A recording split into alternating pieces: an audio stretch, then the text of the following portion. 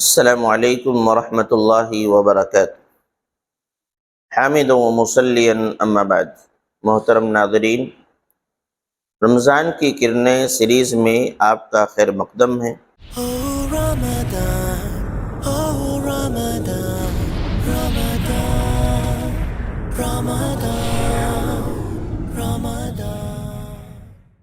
ایک نئی کرن اور روشنی کے ساتھ، وہ یہ کہ ہمیں مہمان نواز بننا ہے۔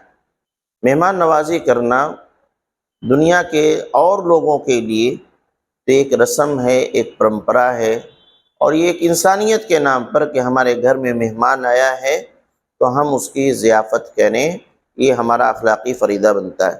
لیکن دین اسلام نے اس کو اجر و ثواب سے جوڑ دیا ہے، یعنی صرف یہ انسانیت یا اخلاقی کارنامہ نہیں، بلکہ اخلاقی کارنامہ اور انسانیت کے ساتھ ساتھ مہمان نوازی کرنا یہ اجر و ثواب کا ذریعہ بنتا ہے۔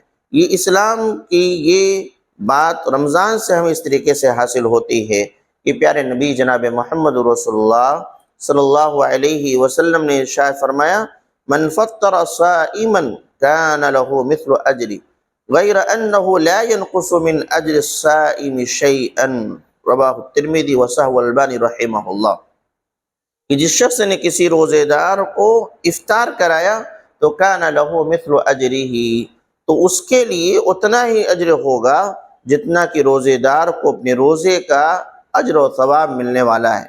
غیر انہ لا ينقص من اجر الصائم شیئا، اور ہاں جو روزے دار ہے اس کے اجر و ثواب سے کچھ بھی کم نہیں کیا جائے گا۔ یہ حدیث مبارکہ اکساتی ہے، ابھارتی ہے، ترغیب دلاتی ہے کہ ہم لوگوں کو روزہ افطار کرائیں، اور روزہ افطار کرانا یہ ضیافت ہے، یہ مہمان نوازی ہے، اور اسی کی ترغیب پیارے نبی جناب محمد رسول اللہ صلی اللہ علیہ وسلم نے دوسری احادیث میں دی۔ آگے بڑھنے سے پہلے ایک بات میں کہتا ہوں، وہ یہ ہے کہ بعض لوگوں کے ذہن میں یہ بات آتی ہے کہ اگر ہم کسی اور کے کھجور سے یا افطار کے سامان سے افطاری ہم نے کر لیا تو ہمارے روزے میں کچھ کمی نہ آ جائے۔ روزے دار سوچتا ہے کہ میرے اجر و ثواب میں کچھ کمی نہ آ جائے، اس لیے بعض ایسے لوگ بھی ہیں کہ جب ان کو افطار کی دعوت دی جاتی ہے تو ساتھ میں ایک کھجور بھی لے کے جاتے ہیں جو اپنا ہوا کرتا ہے، اور یہ سوچتے ہیں کہ جب ہم اس کے ذریعے سے افطار کر لیں گے تو میرے روزے کا پورا ثواب مجھ کو ملے گا، اور پھر ان کو جو ملنا ہوگا ملنا ہوگا۔ یہاں پیارے نبی صلی اللہ علیہ وسلم نے واضح کر دیا کہ اگر کوئی دوسرا افطار کراتا ہے تو اس روزے دار کے ثواب میں کچھ کمی نہیں ہوگی، اور رب العالمین عنایت کرنے والا ہے، وہ تو وہاب ہے، وہ تو اتنا ہی اجر ان کو بھی دے دے گا جس نے افطار کرایا۔ تو یہ مہمان نوازی، یہ ضیافت کی جانب اکسانا ہوا، ابھارنا ہوا، اور اسی طریقے سے پیارے نبی صلی اللہ علیہ وسلم نے اس کو ایمان سے جوڑا ہے، یعنی ضیافت کرانا یہ ایمان کا حصہ ہے۔ بہت سارے لوگوں کا معاملہ ہے، مہمان آتے ہیں، ان کے جبین پر، ان کے پیشانی پر شکن آنے لگتے ہیں کہ ارے مہمان آ گئے، خرچہ کرنا پڑے گا، اہتمام کرنا پڑے گا۔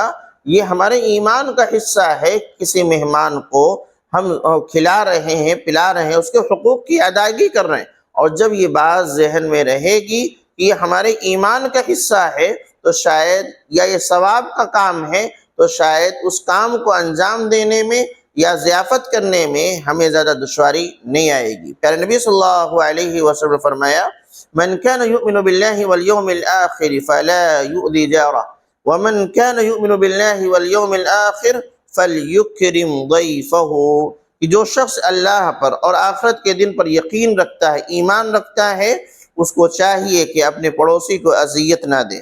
ومن كان يؤمن بالله واليوم الآخر، اور جو شخص اللہ پر اور آخرت کے دن پر ایمان رکھتا ہے، فَلْيُكْرِمْ ضَيْفَهُ، تو اس کو چاہیے کہ اپنے مہمان کی مہمان نوازی کرے۔ یہ حدیث مبارکہ بتلاتی ہے کہ مہمان نوازی کرنا یہ کوئی رسم نہیں ہے، یا صرف ایک اخلاقی فریضہ نہیں، بلکہ یہ دین اور ایمان کا حصہ ہے۔ اگر کوئی شخص ضیافت نہیں کرتا مہمانوں کی، یوں ہی ٹال دیتا ہے، اس کا مطلب یہ ہے کہ ابھی وہ حقیقی مومن نہیں ہے، اس کا ایمان ابھی مکمل نہیں ہے۔ اس لیے اسلام نے اس چیز کو ایمان اور ثواب کے درجے میں رکھا ہے، ضیافت کو۔ پیارے نبی جناب محمد رسول اللہ صلی اللہ علیہ وسلم سے ایک صحابی رسول نے سوال کیا، اللہ کے نبی ای الاسلام خیر، سب سے بہترین اسلام کون سا ہے؟ پیارے نبی صلی اللہ علیہ وسلم نے فرمایا تطعم الطعام وتقرأ السلام على من عرفت ومن لم تعرف، رواہ البخاری و مسلم۔ پوچھا کہ سب سے بہترین اسلام کیا ہے؟ پیارے نبی صلی اللہ علیہ وسلم نے جو جواب دیا وہ نماز، روزہ، حج، زکوٰۃ نہیں، وہ تو کرنا ہی ہے۔ یہاں جس چیز سے اسلام مکمل ہوتا اس کا بیان اللہ کے نبی نے فرمایا تطعم الطعام، لوگوں کو کھانا کھلاؤ، لوگوں کو کھانا کھلاؤ، یہ ضیافت ہے، لوگوں کو کھانا کھلاؤ۔ وتقرأ السلام علی من عرفت ومن لم تعرف، کہ جس مسلمان کو بھی دیکھو اس کو سلام کرو، چاہے اس سے تعارف آپ کا ہو یا نہ ہو۔ پتہ یہ چلا کہ یہ مہمان نوازی کرانا بہترین اسلام ہونے کی دلیل، بہترین مسلمان ہونے کی دلیل۔ لہذا رمضان کی یہ کرن ہماری رہنمائی کرتی ہے کہ رمضان ہو یا غیر رمضان، ہمیشہ ہم اپنے مہمانوں کی مہمان نوازی اور ضیافت کریں، اور یہ سمجھ کے کریں کہ اس پر اجر ملنے والا ہے، اس پر ثواب ملنے والا ہے، یہ ہمارے ایمان کو مکمل کرنے والا ہے، یہ ہمارے اسلام کو مکمل کرنے والا ہے۔ اس اعتبار سے کریں گے تو انشاءاللہ خلوص الالہیت بھی پیدا ہوگی اور ثواب کے مستحق ہوں گے۔ رب العالمین ہمیں مہمان نواز بنا، آمین، تقبل یا رب العالمین۔ السلام علیکم ورحمۃ اللہ وبرکاتہ۔